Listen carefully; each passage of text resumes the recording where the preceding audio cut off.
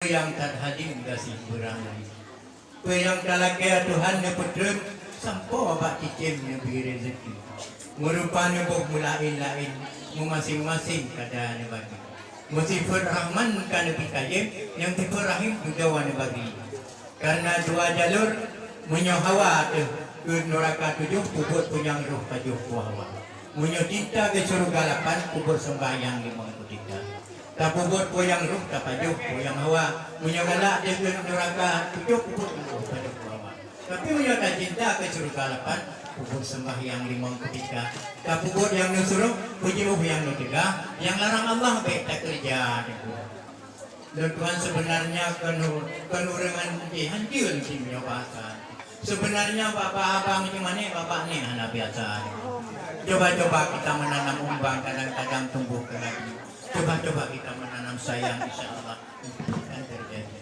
Berapa banyaknya kayu dirimba sebagian saja dimakan Nabi.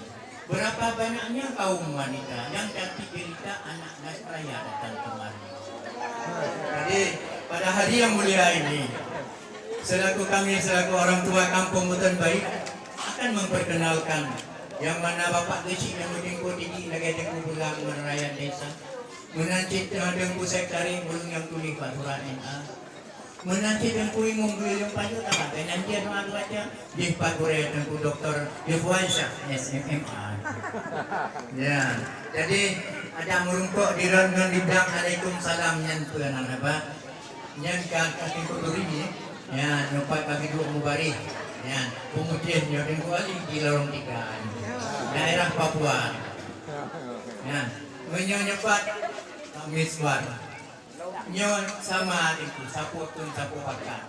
Sapat di lorong 3. Menyepat yang ku askari. Yang dikaguturi bidang agama, yang dibutuhkan lagi nyo jemput. Yang dilikon ni banyak. Munyo ada dia pukung-pukung nyo hukum tiban berena dia nyokin. Lagi ada ku pegang kuno. Di Banda Aceh nasi panglima merotibit kamu atau pembaya. Waktu kata bujak tiga-tiga lagi nyo, baik macam kali nyo bujak di pertama. Yang panjang-pang nak pun bujak dan berubah. Ya, yang selanjutnya mungkin kamu namanya Hutan Baik. Kalau kita terjemahkan dalam bahasa Indonesia-nya, anak bayi jelaslah anak-anak.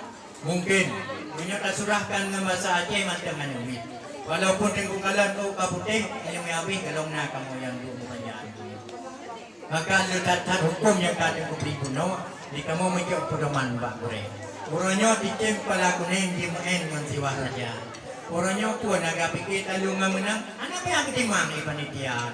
Anak dah bukan panitia. Jadi, nyo yang katruh belum kalian cukup kuning-kuning. Lagi tengku pegah kuno. Jadi, nyo atau di dalam kan anak itu lihat perintah. Pui dengan Tuhan anak itu kalian buat kamu yang doa. Kemana itu? Anak kamu ada yang menjak dengan doa dan Tuhan nanti lagi. Jadi kan banyak.